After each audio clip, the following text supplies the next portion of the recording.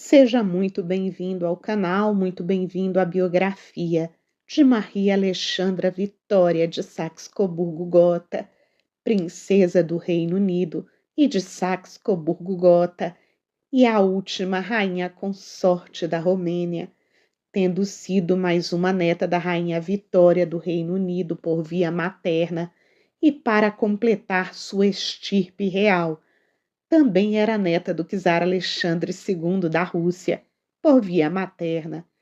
Ela é a rainha da Romênia e princesa inglesa que se casou com o herdeiro do trono romeno e desempenhou um papel importante nos assuntos de seu país adotivo e entrou para a posteridade, conhecida como Maria da Romênia. Mas antes de te contar a história toda, peço que você não passe por esse vídeo sem registrar a sua colaboração para com o canal. Seu gesto simples e rápido é muito significativo para a continuidade do nosso trabalho. E eu já agradeço a sua contribuição. Marie nasceu na residência de seus pais em Kent, no Reino Unido, em 29 de outubro de 1875. A futura rainha da Romênia nasceu nos níveis mais rarefeitos da sociedade europeia. Seu pai, o príncipe Alfred de Saxe-Coburgo-Gotha, era o segundo filho da rainha Vitória da Grã-Bretanha, a monarca mais eminente do século XIX. Sua mãe era Maria Alexandrovna, filha do czar Alexandre II, o imperador russo que reinou de 1855 a 1881. Ela também é a autora do movimento de reforma que acabou com a servidão. Marie era a segunda criança e primeira menina de seus pais. Recebeu o nome de sua mãe e avó, mas foi apelidada de Missy. Como neta da monarca britânica pela linha masculina, recebeu o estilo de Sua Alteza Real, a Princesa Marie de Edimburgo, desde o nascimento. Ela foi batizada na capela privada do Castelo de Windsor. A cerimônia foi realizada um dia após o aniversário de morte do marido da rainha Vitória, o príncipe Albert. Marie tinha 4 irmãos, sendo um irmão mais velho. Seus irmãos eram Alfred, Vitória Melita, Alexandra e Beatriz. Vitória Melita era a mais próxima de Marie. O Duque de Edimburgo foi ausente na vida dos seus filhos em virtude da sua posição na Marinha Real Britânica. As crianças reais foram educadas na fé anglicana, algo que incomodava a duquesa, sua mãe, que era cristã ortodoxa. Sua infância incluiu visitas à sua imponente avó, a rainha Vitória, bem como viagens para ver a família de sua mãe, a dinastia Romanov, dominante na Rússia. No geral, a duquesa negligenciou a educação de suas filhas, considerando-as pouco brilhantes ou talentosas. Quando estava em casa, algo muito raro, o duque costumava brincar com seus filhos e inventar vários jogos. Entre as companhias mais frequentes de Marie estavam seus primos maternos, os grão-duques Nicolau, George e a grã-duquesa Xênia da Rússia. Em 1886, quando Maria tinha 11 anos, o seu pai foi nomeado comandante em chefe da Esquadra do Mediterrâneo e a família passou a residir no Palácio de St. Anton, em Malta. O duque e a duquesa eram queridos em Malta. Uma jovem adolescente ativa e atlética, ela passou grande parte do seu tempo livre usando suas vastas habilidades equestres ao redor da ilha.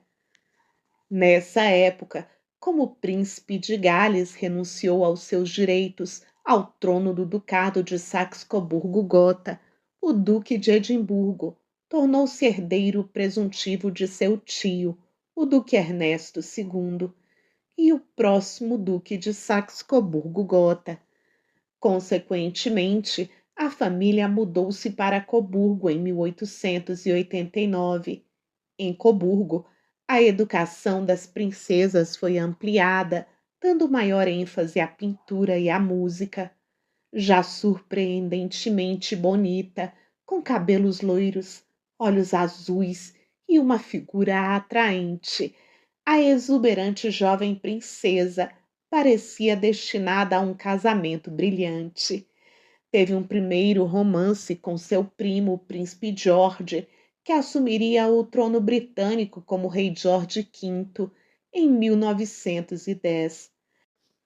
As princesas apreciavam o teatro e assistiam às apresentações no Teatro Coburgo, às quintas-feiras e aos domingos.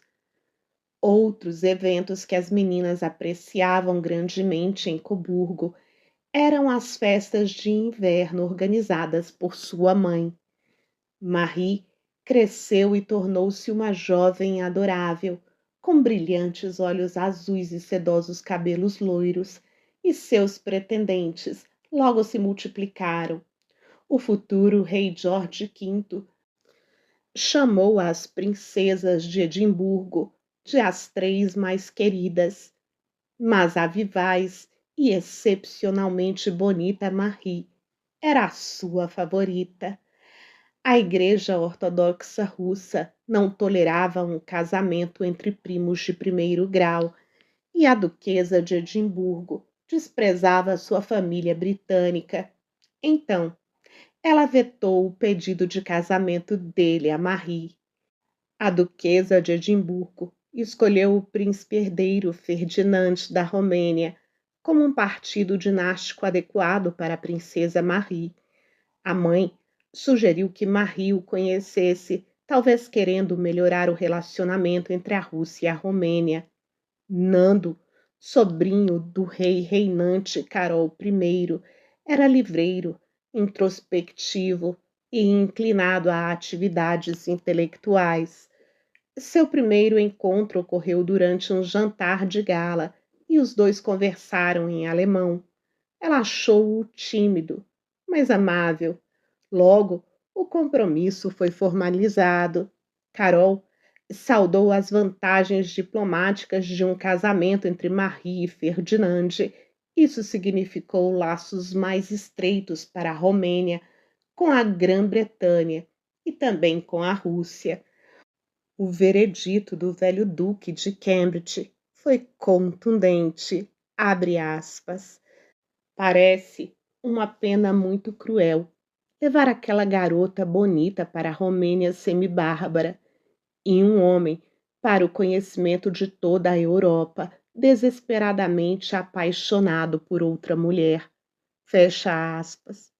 O amor em questão era uma dama de companhia da mãe do príncipe Ferdinand. No final de 1892, Carol I foi a Londres encontrar-se com o Duque de Edimburgo e a Rainha Vitória, que finalmente concordou com o casamento e nomeou-o Cavaleiro da Ordem da Jarreteira. Em 10 de janeiro de 1893, Marie e Ferdinand casaram-se. Ferdinand era católico, enquanto Marie era anglicana, e assim o casal teve 3 cerimônias de casamento, uma civil, uma católica e uma anglicana. Assim ela casou-se com o príncipe Ferdinand, herdeiro do rei Carol I da Romênia. Quando se casaram, a princesa Marie era uma garota de 16 anos que dançava e cavalgava despreocupada. Marie foi muito bem recebida pelo povo romeno, saudoso de uma monarquia mais próxima deles. Os primeiros anos da nova princesa herdeira da Romênia no Palácio Real de Bucareste, que era conhecido como sarcófago de mármore, foram melancólicos e solitários. Em suas memórias, Marie, agora conhecida como Maria da Romênia, afirmou que, abre aspas, cometemos todos os erros, mas sempre tivemos a melhor das intenções em mente e estou convencida de que as pessoas sabem disso. Fecha aspas. Os casos extraconjugais de Ferdinand não ajudavam muito o casamento a dar certo. Aos poucos, o relacionamento do casal transformou-se apenas em uma cordial amizade. Maria deu respeito deferente ao marido e seu marido a respeitava porque ela era muito experiente e culta. Maria deu à luz ao seu primeiro filho, o príncipe Carol, apenas 9 meses após o casamento, em 15 de outubro de 1893. Quando o herdeiro nasceu, ele foi tirado da princesa, que o rei considerava, abre aspas, muito inglesa, muito livre e fácil, muito frívola, muito afeiçoada à roupa, à equitação, à vida ao ar livre, muito franca, sem respeito suficiente pelas convenções e etiquetas. Fecha aspas. Depois do herdeiro do trono, nasceram Isabel, Maria, Nicolau, Helena e Mircea.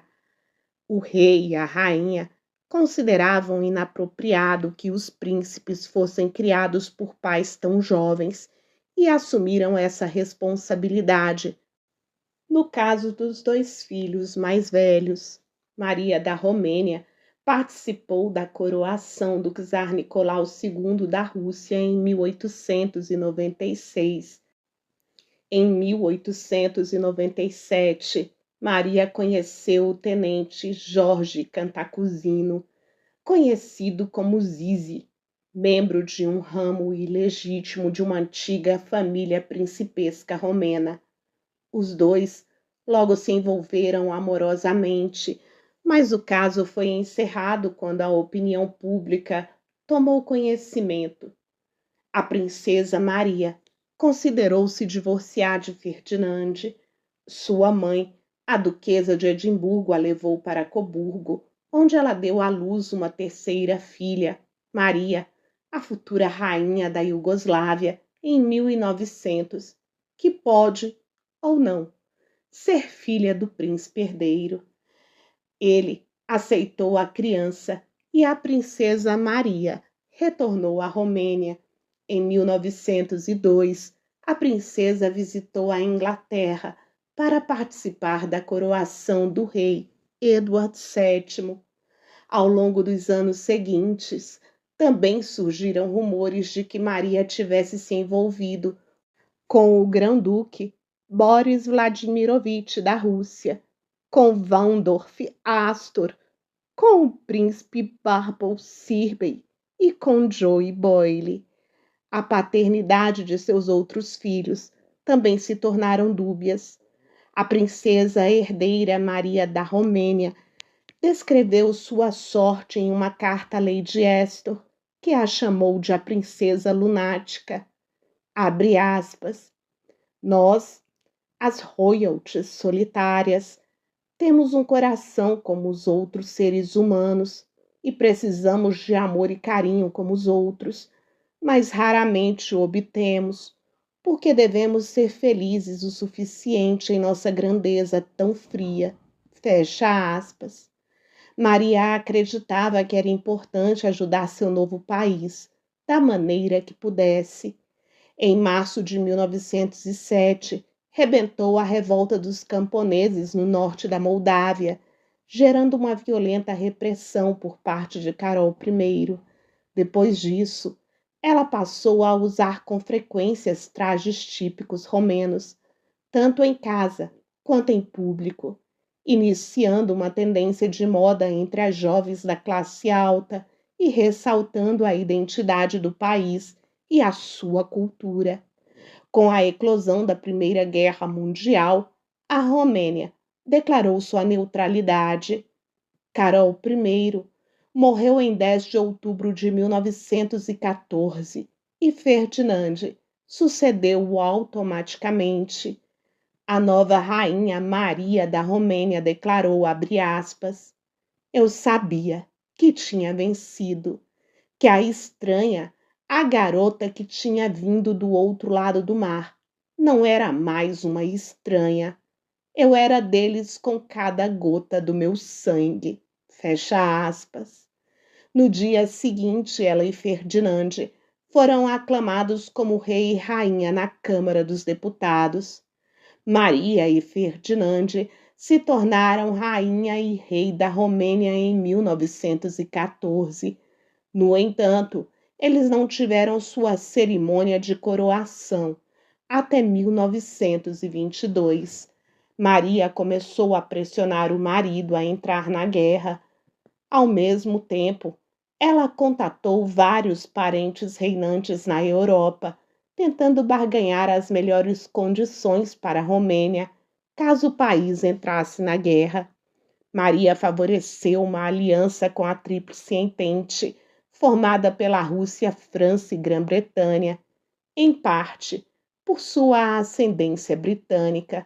Ferdinand cedeu aos apelos de Maria e assinou um tratado com a Entente em 17 de agosto de 1916.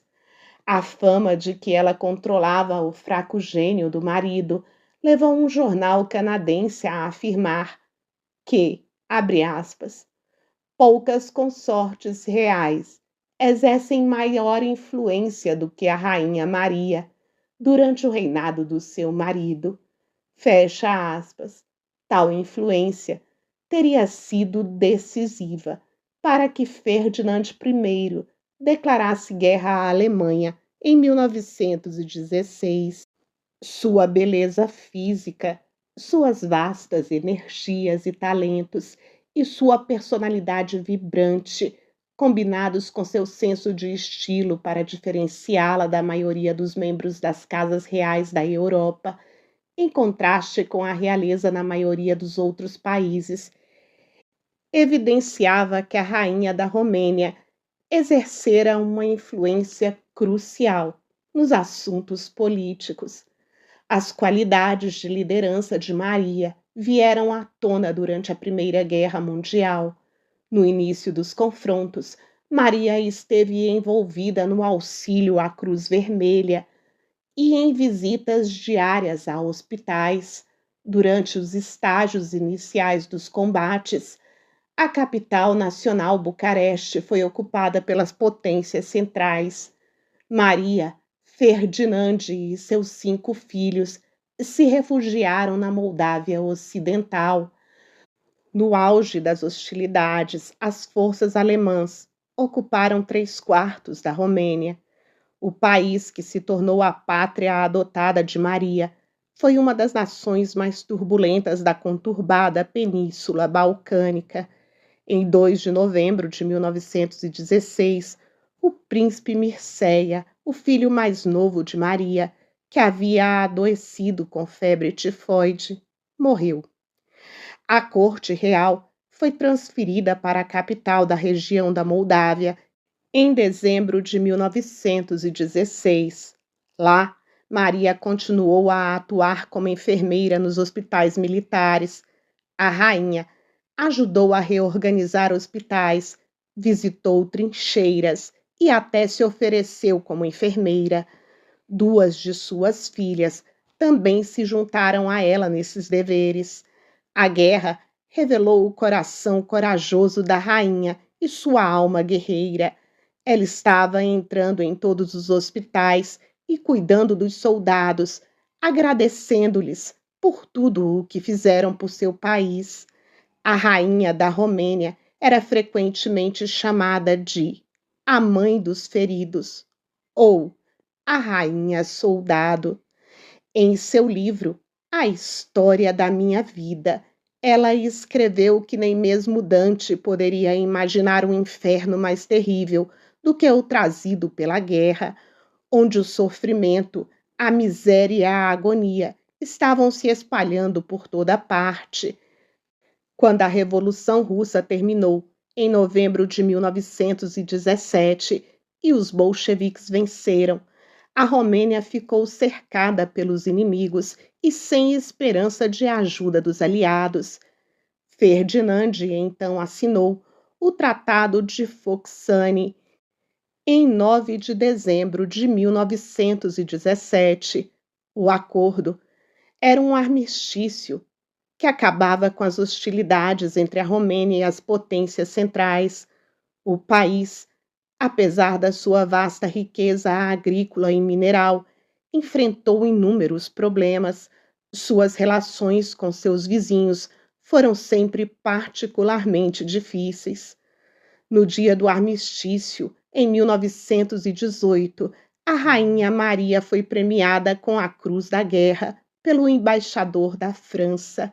Ela participou da Conferência de Paz de Paris e assinou o tratado que uniu a Romênia à Transilvânia. Sua mãe, a Duquesa de Edimburgo, disse sobre a Rainha Maria, abre aspas, por seu charme, beleza e sagacidade, ela poderia obter qualquer coisa que desejasse. Fecha aspas. Floresceu a ideia da Grande Romênia, um termo usado geralmente para fazer referência ao território do Reino da Romênia, como sendo o maior em extensão geográfica entre seus vizinhos. Maria escreveu, abre aspas, o sonho da Grande Romênia parece estar se tornando uma realidade. É tudo tão incrível que quase não ouso acreditar. Fecha aspas. Como Maria e Ferdinand eram contra o Tratado de Bucareste, eles ganharam um papel de destaque na Conferência de Paz de Paris, em 1919. Maria liderou muitas das negociações, deixando de lado outros funcionários romenos para o choque de muitos dos outros líderes mundiais presentes. Maria chegou a Paris em 6 de março de 1919.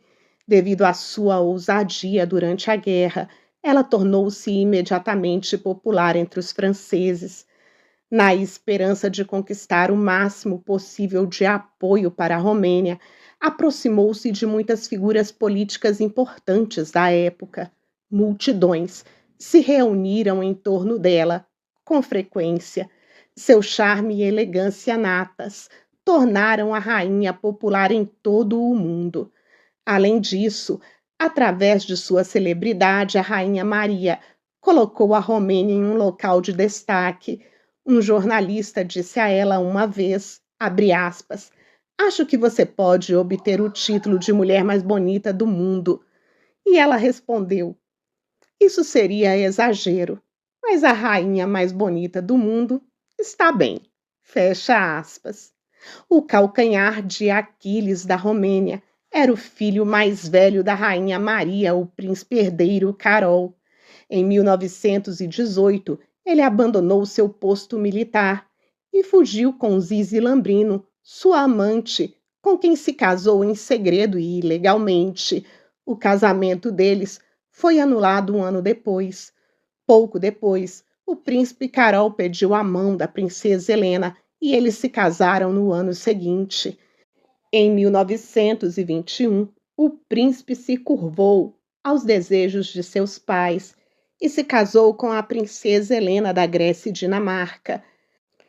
Maria da Romênia estava encantada com o nascimento dos seus 2 primeiros netos reais, os príncipes Miguel da Romênia e Pedro da Iugoslávia, 2 crianças destinadas a sentar-se em tronos da Europa. Em 1924, Ferdinand e Maria realizaram viagens oficiais à França, à Suíça, Bélgica e ao Reino Unido. Maria descreveu sua chegada à Inglaterra como um grande dia para ela, de emoções doces, felizes e ao mesmo tempo gloriosas, por voltar como rainha do seu próprio país, ser recebida oficialmente com toda a honra e entusiasmo, sentir seu coração inchar de orgulho e satisfação, sentir as lágrimas brotarem de seus olhos, enquanto algo lhe dava um nó na garganta. Essas visitas de Estado eram um símbolo do reconhecimento e do prestígio que a Romênia ganhou após a Primeira Guerra Mundial. Nessa época, os preparativos para a coroação de Ferdinand I e Maria foram concluídos. Após coroar a si próprio, Ferdinand coroou Maria, que se ajoelhou diante dele. Imediatamente, as salvas de tiros de canhão sinalizaram que os primeiros monarcas da Grande Romênia haviam sido ungidos. Posteriormente, em 1926, quando a rainha converteu-se à Igreja Ortodoxa Romena, alegando o desejo de estar mais próximo de seu povo, ela foi ainda mais amada. Ela partiu de Paris e atravessou o Atlântico a bordo do navio Leviatã, acompanhada dos príncipes Nicolau e Helena, desembarcando em Nova York em 18 de outubro de 1926 para uma visita oficial, a convite do presidente. Após o desembarque, ela foi recebida com entusiasmo pelo povo americano, conheceu os agricultores das planícies ocidentais e recebeu o título honorário de Estrela da Manhã dos nativos americanos. Maria também era bastante popular nos círculos sufragistas, onde era vista como uma mulher cujo cérebro pensava nas dificuldades de seu povo e que usava seus dons em bons propósitos. Durante sua permanência no continente americano, Maria, Nicolau e Helena excursionaram por várias cidades dos Estados Unidos e do Canadá. Muito populares, eles foram recebidos com igual entusiasmo em cada cidade que visitaram. O príncipe Carol provocou uma crise dinástica quando, em 5 de janeiro de 1926, renunciou oficialmente aos seus direitos sucessórios e a qualquer direito parental sobre o príncipe Miguel, seu filho, que foi proclamado o herdeiro. Quando Maria voltou da América, a morte de seu marido parecia iminente. O rei faleceu em 20 de julho, nos braços de Maria, de problemas intestinais. Miguel automaticamente sucedeu ao avô e o Conselho de Regência assumiu seu papel em nome do monarca. A popularidade de Maria foi gravemente afetada durante o reinado de Miguel. O reinado de um menino nos voláteis Balcãs estava condenado. A rainha Maria começou a escrever seu primeiro livro de memórias, intitulado A História da Minha Vida, em 1929. O príncipe Carol fez uma entrada triunfal em Bucareste em 1930 e revogou o ato de sucessão, proclamando-se rei. Em 6 de junho de 1930, Carol chegou a Bucareste e seguiu para o parlamento, onde a lei de sucessão de 1927 foi declarada nula por ele mesmo. Assim, ele usurpou o trono do seu próprio filho, tornando-se o rei, Carol II. Jamais se aconselhou com Maria durante o seu reinado, selando o rompimento entre ambos. Desolada e quase despojada de suas crenças, Maria voltou-se para os ensinamentos religiosos da fé Bahá'í, chamada também de Bahá'ísmo, que é uma religião abraâmica monoteísta que enfatiza a união espiritual de toda a humanidade. Segundo os ensinamentos da fé Bahá'í, o propósito humano é aprender a conhecer e amar a Deus através de métodos como orações, reflexões e ajuda aos outros. Em 1931, o príncipe Nicolau fugiu com Loana Dolete, uma mulher divorciada. Maria reprovou fortemente as ações do filho. Ela também chegou a culpar a si mesma por não ter educado adequadamente os filhos. Carol estava determinado a destruir a popularidade da mãe entre os romenos e tentou pressioná-la a sair do país. Maria não obedeceu e, em vez disso, retirou-se para suas propriedades. No verão de 1937, ela adoeceu com cirrose, mesmo sem nunca ter bebido. Em fevereiro de 1938, ela foi enviada para um sanatório na Itália, na esperança de que pudesse se recuperar. Cada vez mais fraca, ela pediu para ser levada de volta para a Romênia, para morrer lá. Maria morreu em 18 de julho de 1938, às 17h38, 8 minutos após entrar em coma. Ela recebeu um funeral de estado do seu filho Carol II, cuja popularidade estava despencando. Em uma carta de despedida ao seu povo, Maria da Romênia escreveu, abre aspas, eu me tornei sua através da alegria e tristeza, e agora eu te despeço para sempre. Lembre-se, meu povo, que eu te amei e que eu te abençoo com meu último suspiro. Fecha aspas.